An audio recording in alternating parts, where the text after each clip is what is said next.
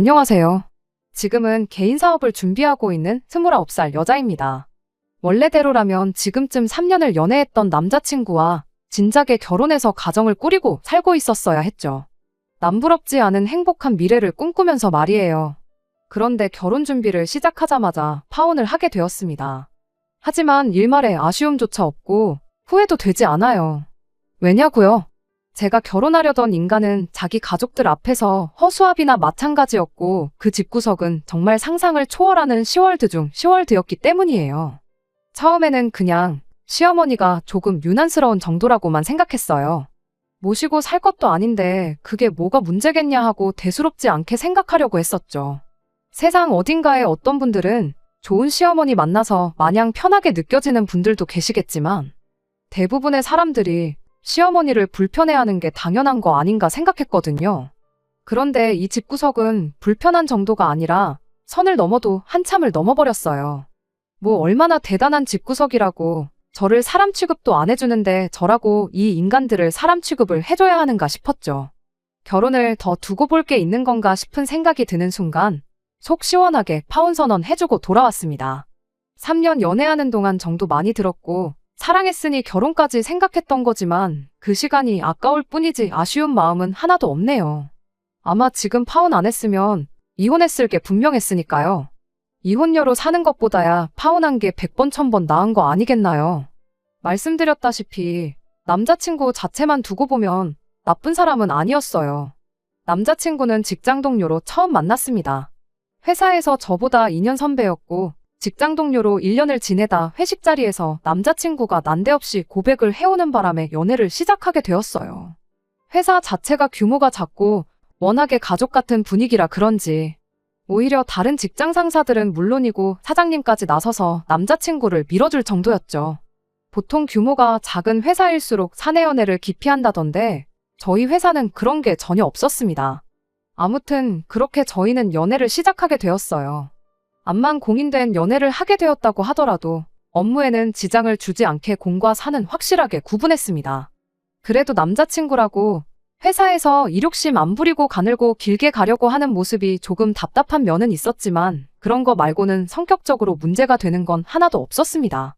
이따금씩은 일할 때 그런 모습을 연애할 때도 보여줄 때가 있어 답답할 때가 좀 있었지만 대부분의 상황에서 제게 항상 먼저 양보해주고 싸움이 날 법한 순간이 오면 먼저 저를 위해 한 수 접고 더 주는 그런 스타일이었어요. 그리고 그런 배려가 그렇게 나쁜 것만은 아니었어요. 어지간한 일로 다투는 일 한 번 없었고 대부분 저한테 맞춰주고 그랬죠.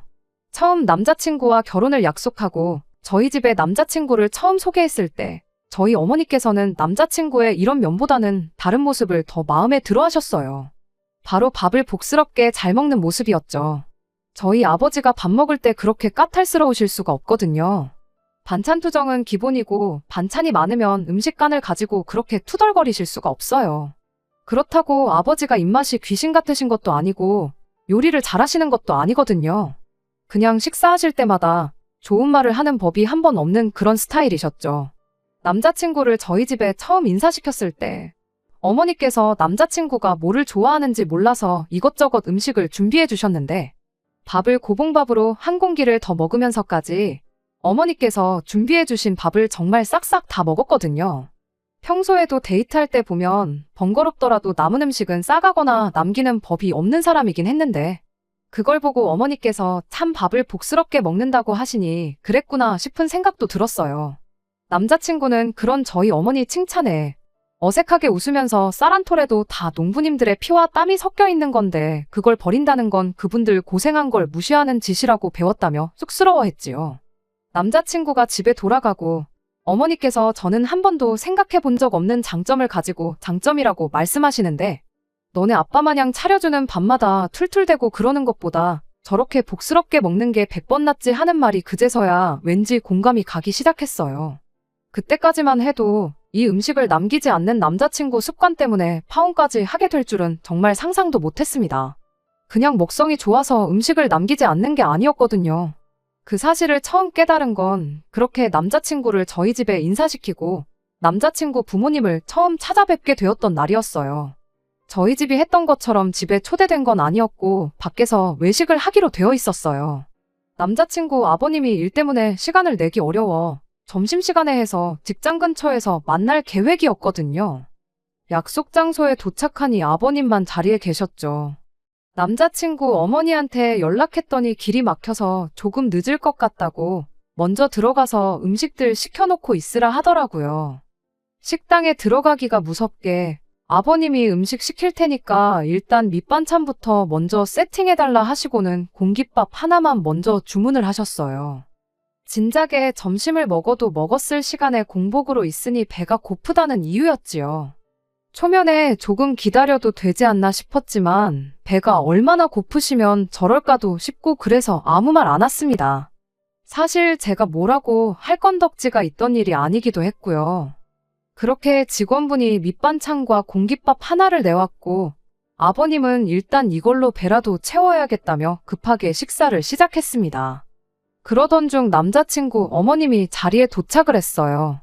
도착하자마자 아버님이 공깃밥만 시켜서 밑반찬으로 식사를 하고 있는 걸 보고 아버님 등짝부터 한 대 내려치더라고요. 모처럼 비싼데 외식 왔으면 좋은 걸 먹어야지. 이런 걸로 배를 채우고 있냐면서요. 그러더니 아버님이 한참 드시고 있던 밥 공기를 제 쪽으로 쭉 밀어놓았어요. 그때까지만 해도 그냥 가까운 쪽으로 밥 공기를 치워놓은 거라 생각했죠. 자리 자체는 그냥 인사를 드리러 갔던 자리였다 보니 당연히 나올 법한 질문들 외에는 그다지 문제다 싶을 만한 일은 없었어요. 진짜 시작은 식사가 끝나고 자리에서 일어나면서였죠. 남김없이 싹싹 먹는 가풍을 가진 집구석답게 흡사 메뚜기 떼가 휩쓸고 지나간 것 마냥 잔반이라곤 찾아볼 수도 없었습니다.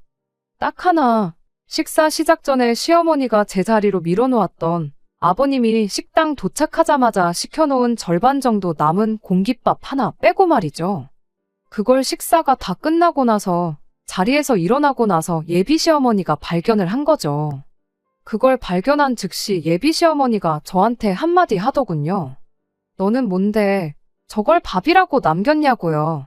순간 당혹스러웠다기보다 내가 남긴 걸로 착각하셨는가 보다 싶어서 예비 시어머니한테 이거 아버님이 드시던 밥이라고 제가 남긴 게 아니라고 대답을 했죠.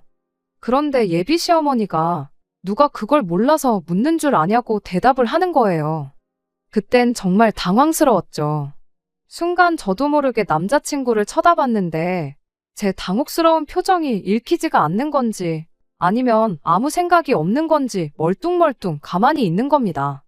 평소에도 썩 도움이 되는 편은 아니었지만 그날따라 남자친구는 왜 이렇게 쓸모가 없던지 도무지 예비 시어머니의 의도가 무언지도 모르겠고 제 말을 잘못 들었던 건가 싶기도 해서 다시 대답을 했어요. 제가 남긴 게 아니고 아버님이 남기신 거라고 말이죠. 더 따지지는 않았지만 그 말이면 충분히 번지수를 잘못 찾았으니 밥 남긴 거 가지고 잔소리를 하려거든. 나 말고 아버님한테 하시라는 메시지가 담겨 있다고 생각했습니다. 예비 시어머니는 그런 제 대답에 한숨을 푹 쉬더니 바로 직원분을 불러서는 일회용 봉지 하나를 달라 했어요. 그리고는 온갖 양념장이 묻어있는 남은 밥을 봉지로 옮겨 담더니 봉지 끝을 묶어서는 이건 너가 집에 가져가서 먹어라 하고는 그 봉지를 저한테 넘기는 거 아니겠어요? 순간 또 이게 무슨 상황인가 싶어서 이 밥을 제가 어떻게 먹냐고 되물었죠. 예비 시어머니는 그릇에 옮겨서 전자레인지에 1분만 돌리면 된다고 찬밥도 한 번 안 먹어봤냐며 또 뭐라 궁시렁대기 시작했죠. 어이가 없어서 제가 설마 전자레인지 사용법도 몰라서 그러는 거겠냐고. 아버님이 먹다가 남긴 밥을 왜 저한테 처리하라고 그러시는 거냐 했죠. 이때까지만 해도 저한테 짓궂은 장난을 치는 건지 진심으로 저러는 건지 애매했는데 며느리의 희생정신이 어쩌고저쩌고 하면서 열변을 토하는 모습을 보니 아, 이게 진심이구나 하는 생각이 대번에 들더라고요. 며느리 희생정신이 웬 말인가 했더니 비싼 밥 먹으려고 외식 나와서 시아버지가 맛있는 걸 더 많이 드시는 게 당연한 거지 쌀밥으로 배를 채우게 하는 게 말이나 되냐고.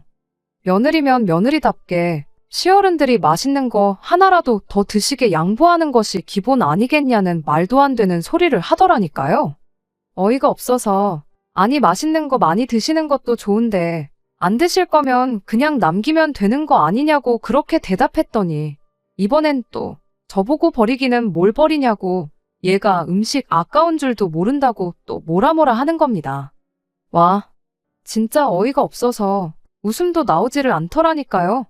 그렇게 어이없게도 예비 시어머니가 건네준 먹다 남은 밥이 들어있는 투명 봉다리를 받아들고 가게 밖을 나오게 되었어요. 두 분이 차 타고 건물 밖으로 나가는 걸 보자마자 그 길로 남자친구한테 밥봉지를 던져줬죠.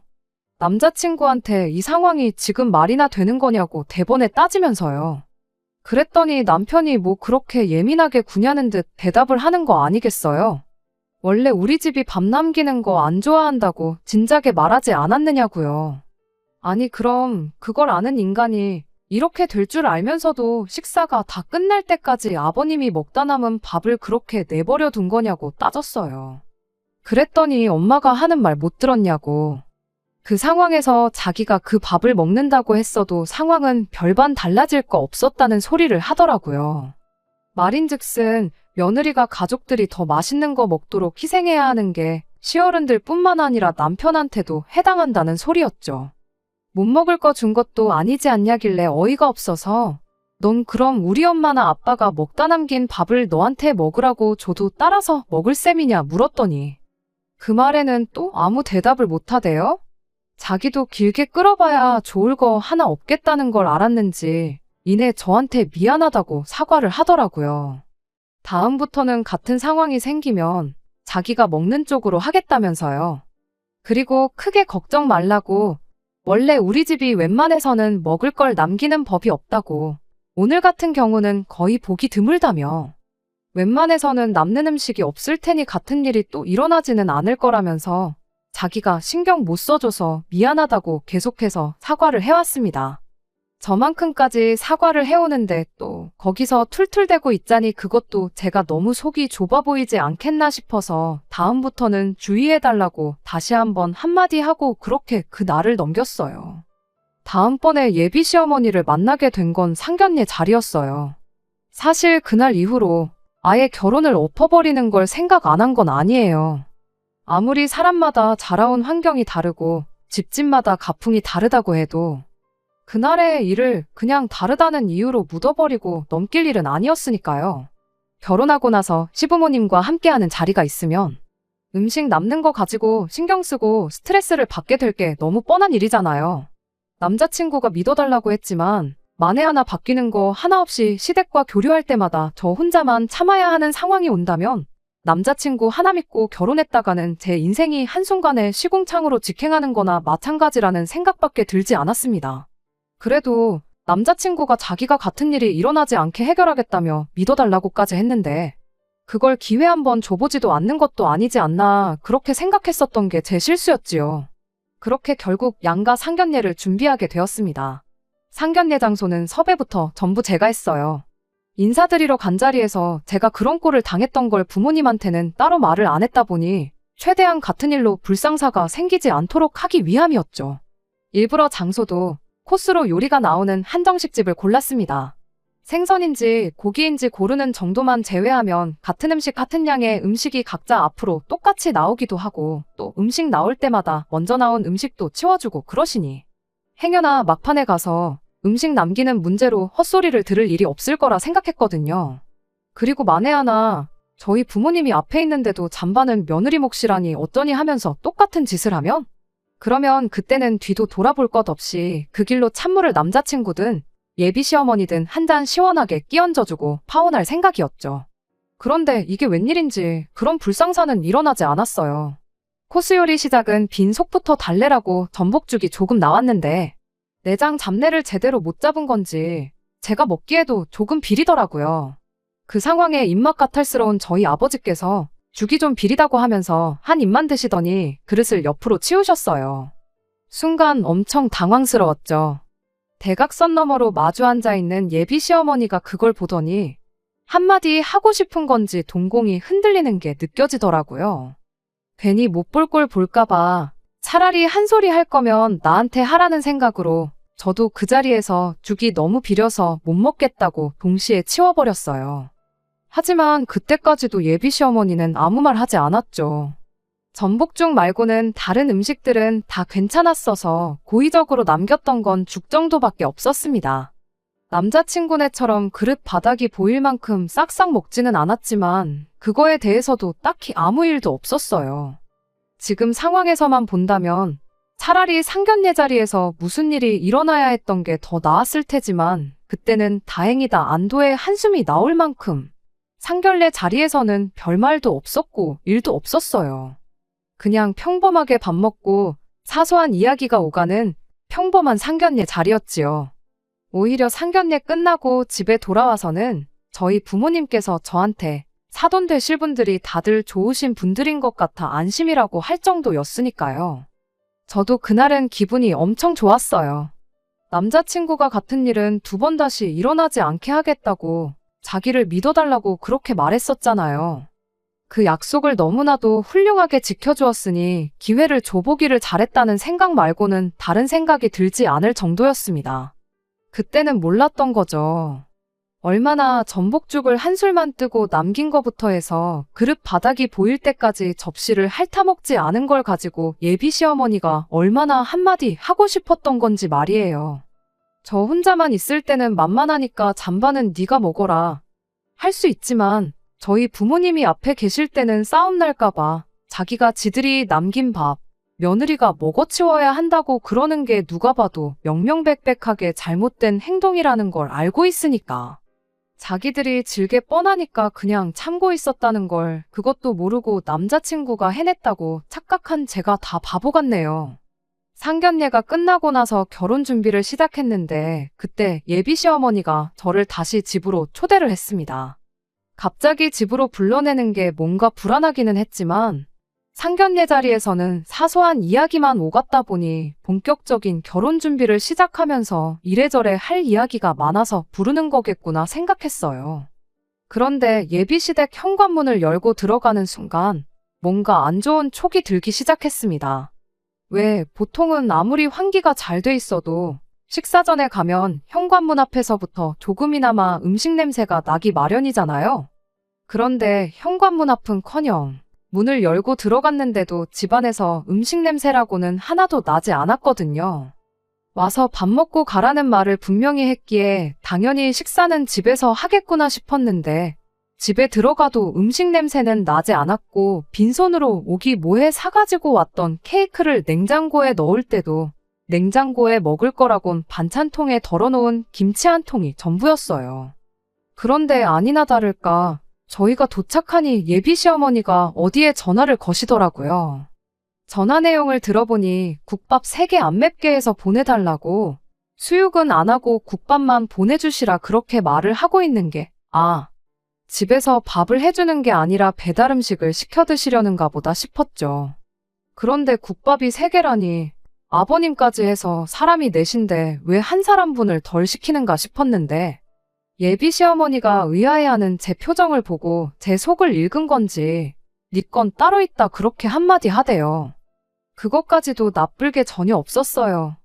제가 비린내의 비위가 약한 편이라 원래도 국밥을 잘 안 먹는데 저는 그때까지만 해도 남자친구가 제가 못 먹을 걸 대비해서 그 사실을 미리 말해줬는가 보다 싶었거든요. 그걸 미리 말해줬으니 제 음식은 미리 다른 걸 주문했다는 거구나 그렇게 생각하고 편안한 마음으로 기다렸어요. 뭔가 할 이야기가 있어서 부른 것처럼 하더니 막상 결혼에 관련된 이야기는 따로 안 하고 저희 부모님은 잘 계시냐 하는 안부 이야기만 주고받고 있었습니다.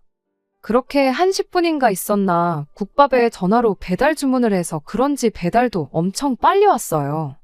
정황상 제 걸 먼저 시켰을 텐데 전화한 지 10분 만에 배달이 왔으면 내 건 당연히 나중에 오겠지 싶은 생각이었습니다만 세 사람이 말도 없이 제 음식은 도착도 안 했는데 포장용기 뚜껑을 열어서는 그대로 바로 식사를 시작하는 거예요. 뜨거울 때 먹어야 맛있어서 저러는 건가? 잔반 남기는 것도 그렇고 참 먹는 데 있어서만큼은 가풍이 특이하다 그렇게 생각하고 말았죠. 식사 시작하니까 먹는데 열중해서는 별다른 말도 한마디 없었습니다. 처음엔 내 밥도 조만간 오겠지 싶었는데 막상 다른 사람들 밥이 반 이상 비워지기 시작하니 이거 가만히 있다간 이 사람들 다 먹고 나서야 밥을 먹겠구나 싶더라고요. 그래서 어머님한테 물었죠. 그때까지만 해도 그저 제 건 어디다 시켰는지 물어보고 언제쯤 도착할런지 전화 한 통 해볼 생각이었는데 예비 시어머니가 어련히 가만히 있으면 알아서 챙겨줄 건데 뭘 그렇게 보채냐고 짜증을 내면서 멀쩡히 잘 먹고 있는 남자친구며 아버님이 먹던 국밥 그릇에 당신이 먹던 것까지 챙겨서 부엌으로 주섬주섬 들고 가더군요. 뭔가 싶었는데 먹던 국그릇에서 국물을 한 국자씩 새 그릇으로 옮겨 담는 거예요. 그럼과 동시에 전자레인지에서 띵하고 소리가 나대요. 그렇게 예비 시어머니가 제 앞에 가져다 준 건 김이 모락모락 나는 갓 데운 즉석밥에 한 국자씩 덜어서 만든 국그릇이었어요. 그리곤 가져갔던 국그릇들을 다시 사람들 앞앞이 가져다 주고 아무 일도 없었던 듯이 다시 식사를 시작하는 겁니다. 당최 이게 무슨 상황인가 싶어서 저는 그 자리에 그대로 얼어붙었죠. 그 와중에 자기 국그릇 돌려받은 남자친구가 한다는 소리가 이거 내 그릇 아니라고. 이따가 저한테 많이 덜어주려고 자기는 고기 건더기도 많이 안 집어먹었다며 국그릇을 다시 받기가 무섭게 바로 식사를 다시 시작한 예비 시아버지 거랑 자기 걸 바꾸대요. 그러더니 또 아버님이 잠깐이나마 먹던 그릇에 있던 고기 건더기를 한 움큼 집어서 제 그릇에 덜어주는 거예요. 웃는 얼굴에 침 못 뱉는다는데 많이 먹으라고 미소 짓는 남자친구 얼굴에 침 뱉는 건 물론이고 그 길로 국그릇을 얼굴에 엎어버리고 싶을 정도였습니다. 순간 숨이 턱 막히고 내가 뭘 기대하고 이 사람하고 결혼 준비를 이만큼까지 했는가 싶을 정도였어요. 제가 국밥을 비려서 잘 못 먹는다는 건 기억도 못하고 있는 게 문제가 아니라 지 가족들이 먹던 걸 내가 먹는 게 당연한 거라고 생각하고 있다는 사실에 소름이 다 돋을 지경이었어요. 이런 일이 두 번 다시 일어나지 않게 하겠다는 게 지 가족들이 저한테 그렇게 하지 못하게 막아주는 게 아니고 지 가족들이 처먹다 남긴 음식물 찌꺼기를 먹는데 익숙해지게 만들 생각밖에 없었다는 거였죠. 그 와중에 제가 이 어이없는 상황 앞에 한술도 뜨지 않고 가만히 있으니 남자친구 아버지가 국물이 없어서 안 먹는 거냐 하면서 여자가 짜게 먹어서 좋을 거 없다고 당신 마시던 물컵에 있는 물을 제 국그릇에 갑자기 들이부어 주더라고요. 그 길로 정신이 퍼뜩 들어서 내가 니들이 먹던 걸 왜 먹냐고 한마디 내질러주고 그대로 국그릇을 엎어버리고 자리에서 일어났어요. 냉장고에 넣어뒀던 케이크도 다시 챙겨서 니들이 먹다 남긴 음식물 쓰레기가 버리기 아까우면 남한테 주지 말고 니들끼리 실컷 처먹으라고. 아니면 며느리 말고 짬통을 밥으로 줘도 군말 없이 잘 처먹는 돼지 한 마리 구해다가 키우던가 하라 한마디 내지르고 그대로 자리에서 일어났어요. 그 와중에 예비 시어머니는 눈 하나 깜짝도 안 하고 먹으라고 사온 거면 케이크는 두고 가라 한마디를 하길래 이건 내가 사람 먹으라고 사온 거지 음식물 찌꺼기나 맛있다고 처먹는 돼지들 주려고 사온 게 아니라고. 내가 이 집구석에 또 올 일은 없겠지만 다음번에 올 때는 케이크 이런 거 말고 돼지 사료나 좀 사올 테니 그렇게 알람하라고 그 길로 그 집구석을 뛰쳐나와 버렸어요. 이제 뭐 이 집의 예비 며느리도 아닌데 할 말 못할 말 가리지 않고 다 나오더라고요. 다른 것보다 속이 너무너무 후련했네요. 그렇게 집 밖을 나오니 남자친구가 이게 무슨 상황이냐고 저를 따라 쫓아나오길래 한마디 해줬어요. 밥도 다 안 먹었는데 여기까지 따라 나와도 되는 거냐고 엄청 걱정해주는 말투로요. 괜히 음식 남기면 내가 바닥에 엎어놓은 것도 잔뜩일 텐데 부모님이 네가 먹던 거랑 바닥에 엎어진 찌꺼기랑 먹어야 되지 않겠냐고. 그거 부려니까 나 붙잡을 시간 있으면 집에 들어가서 부모님 대신해서 음식물 찌꺼기나 실컷 처먹으라 한마디 해주고 그렇게 그냥 집으로 돌아갔습니다. 집에 도착하니 남자친구가 전화로 애걸복걸 해명을 하면서 저를 붙잡대요. 상견례 자리에서 전복죽 남긴 걸 보고 어머니가 벼르고 있었답니다. 그때 그렇게 음식 남기는 거에 대해서 말을 했는데도 자기 앞에서 버젓이 음식을 남긴 게 며느리가 시어머니한테 기싸움을 거는 걸로 받아들이셨다는 거예요. 국밥을 섞어서 저한테 준 게 그걸 저한테 진짜로 먹이려고 그랬던 게 아니고 먹는 척이라도 했으면 그러니까 앞으로 음식 남기지 않겠다는 그 의지만 보여줬어도 어머니는 저를 가족의 일원으로 인정을 해줬을 거라는 소리를 하는 겁니다. 그걸 해명이라고 하고 있냐고. 결국 시어머니 하는 말에 찍소리도 못하고 시어머니가 먹으라면 짬밥도 먹는 척하는 며느리가 필요했던 거 아니냐고 한마디 해줬죠. 파혼하길 진짜 잘한 것 같다고. 하마터면 별 거지 같은 집에 내 발로 기어 들어가서 내 인생 시궁창으로 빠뜨릴 뻔했다. 그렇게 말을 이었더니 남자친구가 사과를 하다 말고 혼자 욱해가지고 너 지금 우리 집을 시궁창이라고 한 거냐고 성질을 내는 거 아니겠어요? 음식물 찌꺼기를 밥이라고 주는데 그게 시궁창이 아니고 뭐냐고. 시월드나 시궁창이나 시자 들어가는 거 똑같은데 그게 그거 아니겠냐 말하고 2번 다시 연락하지 말라 말하고 전화를 끊어버렸습니다. 진작에 2달 전에 했었어야 했던 파혼 선언을 이제서야 하다니 제가 정말 미쳤었구나 싶었네요. 파혼을 선언한 그날 집에서 사직서부터 썼습니다. 남자친구랑 한 공간에서 같이 숨 쉬는 것도 싫었거든요. 남자친구가 그만두면 될걸. 제가 남자친구를 위해 그만둬주는 그림처럼 보일 수도 있는데 그건 아니에요. 어차피 저도 언젠간 제 사업을 시작하고 싶었는데 회사 사람들도 좋고 남자친구도 있었다 보니 그냥 무난하게 흘러가는 회사 생활에 점점 익숙해져서 내 사업을 해보려던 결심이 약해지던 시기였거든요. 그래서 그만두는 데는 아쉬움이 없었어요. 다음 날 회사 출근하자마자 사장님한테 사직서부터 전달했어요. 남자친구는 저를 볼 낯이 없던 건지 뭔지 모르겠지만 급하게 월차 내서 일을 빼버렸더라고요. 사장님이 저는 사직하겠다 하지 남자친구는 급하게 월차를 내서 쉬겠다고 하지.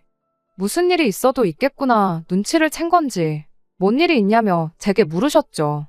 그래서 그냥 숨김없이 남자친구랑 파혼하게 된 이야기를 해줬어요.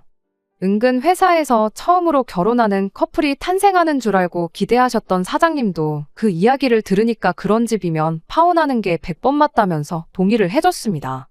그리고는 제게 묻대요. 남자친구가 문제면 남자친구를 자를 테니 저보고 남아있으라고 저를 붙잡기까지 했어요. 이참에 새로 시작하는 마음으로 사장님한테 배운 역량을 발휘해 이젠 내 사업을 시도해보고 싶어서 그만두는 거라고 말뿐이라도 정말 감사하다 말하고 그렇게 자리에서 일어났어요. 마음이 바뀌거나 생각처럼 잘 안 되면 연락하라는 사장님의 배려와 함께 저는 그렇게 회사를 그만두게 되었죠. 남자친구 소식을 다시 들은 건 그로부터 3달이 지나서였어요. 사장님한테서 연락이 왔거든요. 한참 사업 준비하고 있는 와중이었는데 사장님이 생각처럼 일이 잘 안 풀리면 네 전 남자친구는 진작에 잘랐으니까 돌아오고 싶을 때 돌아오라고 하시대요. 헤어진 충격 때문인지 안 그래도 일하는 게 엉성했는데 실수하는 게 너무 많아지고 나아질 기미를 보이지 않아서 결국 해고를 했답니다. 다시 회사로 돌아갈 생각은 없었지만 이렇게 또 연락까지 주셔서 감사하다 말하고 전화를 끊었어요. 어디선가 남자친구는 저 때문에 결혼도 물 건너가고 직장도 잃었다고 툴툴대고 있으려나요. 설령 그런다 한들 저는 한치도 미안한 마음이 들지 않습니다. 누가 봐도 자업자득인 일이잖아요. 상견례까지 한 결혼 엎었다고 인생이 끝나는 것도 아닌데 그것도 모르고 파혼할까봐 벌벌 떨고 괜히 기회랍시고 한 번 더 줬던 것 같아요. 어차피 파혼할 거였는데 괜히 더러운 꼴 하나 더 보고 파혼한 셈이나 마찬가지니까 말이에요. 끝까지 들어주셔서 감사합니다. 오늘의 사연은 여기까지입니다. 구독과 좋아요, 알람 설정 부탁드리고 더 좋은 사연으로 다시 찾아뵙겠습니다. 감사합니다.